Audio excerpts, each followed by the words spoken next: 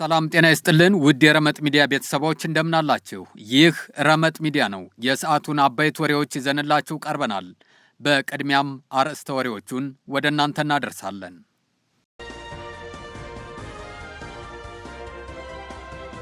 በጓሮ በር ሹልክ ብለው ገብተው ሹልክ ብለው የሚወጡት ስራ አስኪያጅ በመንግስት ምርመራ ተጀመረባቸው። በጎዳና ስብከቶች ላይ እርምጃ ሊወሰድ ነው። እስራኤል የግብጽ ሁኔታ አላማረኝም አለች። ሞገደኛው ትራምፕ ይቅርታ ለመጠየቅ ፈቃደኛ ለመሆናቸውን ገለጹ።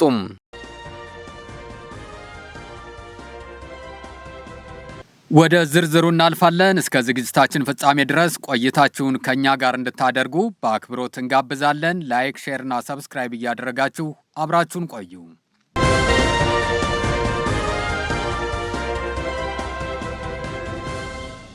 እስራኤል የግብጽ ሁኔታ አላማረኝም አለች። የእስራኤል ጠቅላይ ሚኒስትር ቤንያሚን ኔታንያሁ ከታሪካዊቷ ግብጽ ምድር የሚሰማው የጦር መሳሪያ ድምጽና እየተገነባ ያለው ግዙፍ ወታደራዊ ኃይል እንዳሳሰባቸው በይፋ ተናገሩ። እስራኤልና ግብጽ የጠበቀ ዲፕሎማሲያዊ ግንኙነት ቢኖራቸውም የግብጽ ጦር አቅም ከመጠን በላይ ማደግ በልዩ ጥንቃቄ ሊታይ እንደሚገባው ኔታንያሁ አስገነዘቡ። እንደ እስራኤል መገናኛ ብዙሃን ዘገባ ከሆነ ጠቅላይ ሚኒስትሩ ይህንን ጠንከር ያለ መልእክት ያስተላለፉት በክኔሴት የውጭ ጉዳይና የመከላከያ ኮሚቴ ዝግ ስብሰባ ላይ ነው። እስራኤል ከጎረቤቷ ግብጽ ጋር ያላት ግንኙነት ሰላማዊ ቢሆንም በጸጥታው ዘርፍ የሚታዩ ለውጦች ግን ከፍተኛ ጥንቃቄ የሚሹ መሆናቸውን ኔታንያሁ ለኮሚቴው አባላት በዝርዝር አስረድተዋል። ምንም እንኳን ይህ ወታደራዊ ስጋት በሁለቱ ሀገራት መካከል ቢኖርም ያለውን የቢሊዮን ዶላር የንግድ ትስስር አላገደውም። ባለፈው ታህሳስ ወር ሁለቱ ሀገራት በታሪክ ታይቶ የማይታወቅ የ35 ቢሊዮን ዶላር የጋዝ ስምምነት ተፈራርመዋል። ኔታንያሁ ራሳቸው ይህንን ስምምነት በእስራኤል ታሪክ ውስጥ ትልቁ የጋዝ ስምምነት በማለት አወድሰውታል። እስራኤልና ግብጽ ከ1979 የካምፕ ዴቪድ ስምምነት በኋላ በይፋ በሰላም ላይ ይገኛሉ። ይህ ታሪካዊ ስምምነት ለበርካታ አስርተ ዓመታት የዘለቀውን ጦርነት ያስቆመ፣ እስራኤል ከሲናይ ምድር እንድትወጣ ያደረገና በድንበር አካባቢ ከጦርነት ነፃ የሆነ ቀጠና የፈጠረ ነው። አሁን ግን ይህ የቆየ ሰላም በግብጽ ወታደራዊ ግዝፈት ሳቢያ አዲስ ጥያቄ ውስጥ የገባ ይመስላል።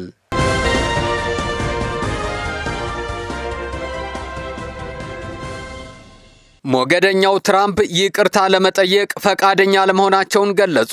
ባለፈው ረቡዕ ፕሬዝዳንቱ የኦባማዎችን ፊት በዝንጀሮ ምስል ላይ አድርጎ የሚያሳይ እጅግ አጸያፊ ይዘት ያለው ቪዲዮ በማህበራዊ ሚዲያቸው ለቀው ነበር።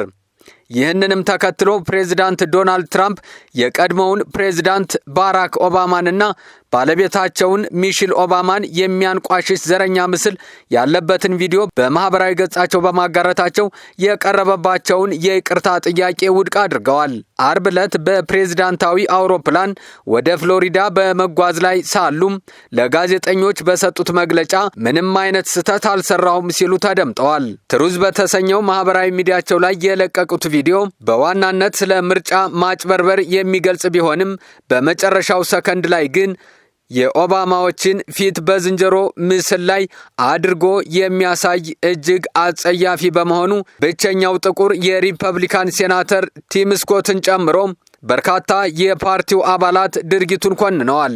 ሴናተር ስኮት ድርጊቱን ተቀባይነት የሌለውና ዘረኛ ሲሉ ገልጸውታል። የዲሞክራት ፓርቲ አባላት ፕሬዝዳንቱ ጥላቻን እየቀሰቀሱ ነው በሚል ጠንካራ ትችት ሰንዝረዋል። መጀመሪያ ላይ ቪዲዮውን ለመከላከል የሞከረው ዋይት ሃውስ በኋላ ላይ ግን ቪዲዮውን በስህተት በዝቅተኛ የሥራ ክፍል ባለሙያ እንደተለጠፈ ገልጾ ከገጹ እንዲወርድ አድርጓል። ትራምፕ ለጋዜጠኞች ሲናገሩ ቪዲዮውን ያጋሩት መጀመሪያ ላይ ያለውን የምርጫ ጉዳይ ብቻ አይተው እንደሆነና መጨረሻው ላይ ያለውን ምስል እንዳልተመለከቱ ገልጸዋል። ይሁን እንጂ ድርጊቱ ስህተት መሆኑን ለማመን ወይም ይቅርታ ለመጠየቅ ፈቃደኛ አለመሆናቸውን ተናግረዋል። ይህ ስህተት በሀገሪቱ የፖለቲካ ምህዳር ላይ ከፍተኛ ውጥረት የፈጠረ ሲሆን ዘረኝነትና በፕሬዝዳንታዊ ስነ ምግባር ዙሪያ አዳዲስ ክርክሮችን መቀስቀሱ ተዘግቧል።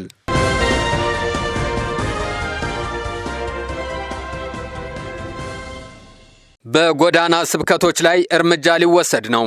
የአዲስ አበባ ከተማ አካባቢ ጥበቃ ባለስልጣን በከተማዋ በሚካሄዱ የጎዳና ላይ ስብከቶች አማካይነት የሚፈጠረውን የድምፅ ብክለት ለመቆጣጠር ጥብቅ እርምጃ ሊወስድ መሆኑን አስታወቀም። የባለስልጣኑ ስራ አስኪያጅ ዲዳ ድሪባ ተቋሙ ክልከላ የሚያደርገው በስብከቱ ይዘት ሳይሆን በድምፅ መጠኑ እንደሆነ ጠቅሰው ድምፁ በሕግ ከተፈቀደው መጠን በላይ ሆኖ ከተገኘ ተገቢውን ሕጋዊ እርምጃ ይወሰዳል ብለዋል። ይህ ውሳኔ የተላለፈው የጎዳና ላይ ስብከቶች ከፍ ባለ ድምፅ መሰማት በአካባቢው ነዋሪዎችና ተገልጋዮች ላይ የሚፈጥረውን ረብሻ ለመከላከል መሆኑ ተነግሯል። በአሁኑ ወቅት ግንዛቤ የመፍጠር ስራዎች እየተከናወኑ ነው ያሉት ስራ አስኪያጁ በሚሰጠው ምክርና ትምህርት የማይስተካከል ከሆነ ተቋሙ በተሰጠው ኃላፊነት መሰረት በድርጊቱ ፈጻሚዎች ላይ እርምጃ ለመውሰድ እንደሚገደድ ተናግረዋል።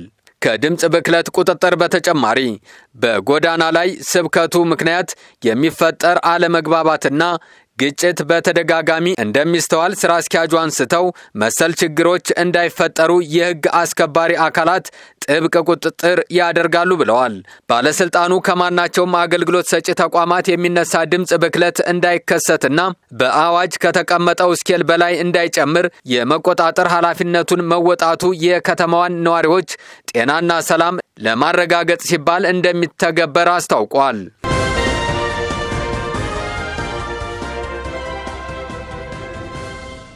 በጓሮ በር ሹልክ ብለው ገብተው ሹልክ ብለው የሚወጡት ስራ አስኪያጅ በመንግስት ምርመራ ተጀመረባቸው። የኢትዮጵያ ሎተሪ አገልግሎት ዋና ስራ አስኪያጅ ቤዛ ግርማ በቀለም በመንግስት ከፍተኛ ምርመራ እንደተጀመረባቸውና የባንክ ሂሳባቸው እንዳይንቀሳቀስ ታግዶ ምርመራ እየተካሄደባቸው መሆኑ ተሰማ። የፍትህ ሚኒስቴር ለሁሉም ባንኮች ባስተላለፈው ይፋዊ ደብዳቤ የዋና ስራ አስኪያጇ ቤዛ ግርማ በቀለ የባንክ እንቅስቃሴ እንዲታገድ ትዕዛዝ ተሰጥቷል። እንደ ምንጮች ገለጻ ሚኒስትሩ በላከው የ30 ሰዎች ዝርዝር ውስጥ ስራ አስኪያጇ በአንደኛ ተራ ቁጥር ላይ ተቀምጠዋል።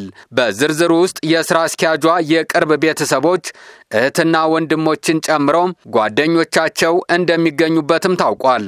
ምርመራው የተጀመረው መንግስት ሰሞኑን የሀገር ሀብት ዘርፈዋል በሚል በጠረጠራቸው የስፖርት አወራራጅ ወይም ቤቲንግ ድርጅቶችና የገንዘብ አስተላላፊ ተቋማት ላይ እያካሄደ ካለው ሰፊ ኦፕሬሽን ጋር ተያይዞ መሆኑ ተሰምቷል።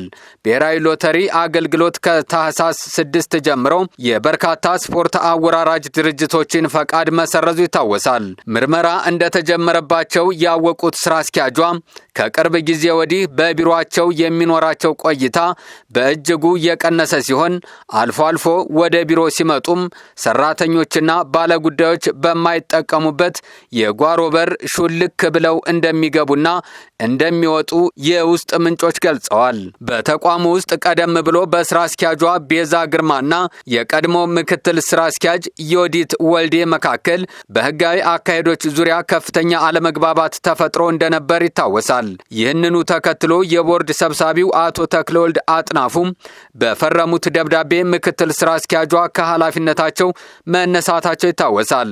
ተቋሙ ለወራት ያለ ምክትል ስራ አስኪያጅ ከቆየ በኋላም በዚህ ሳምንት መጀመሪያ ላይ አቶ እንዳለ መኮንን ሽፈራው የተባሉ ግለሰብ የተቋሙ ምክትል ስራ አስኪያጅ ሆነው በቦርዱ መሾማቸው ታውቋል።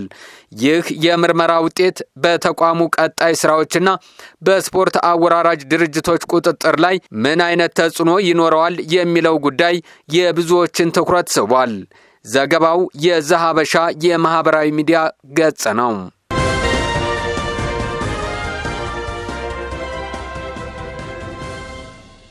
ለሰዓቱ የነበሩን መረጃዎች እነዚህ ነበሩ። ላይክ፣ ሼር እና ሰብስክራይብ እያደረጋችሁ ቤተሰብ እንድትሆኑ በአክብሮት እንጠይቃለን። አብራችሁን ስለቆያችሁ ከልብ እናመሰግናለን። ጤና ይስጥልን።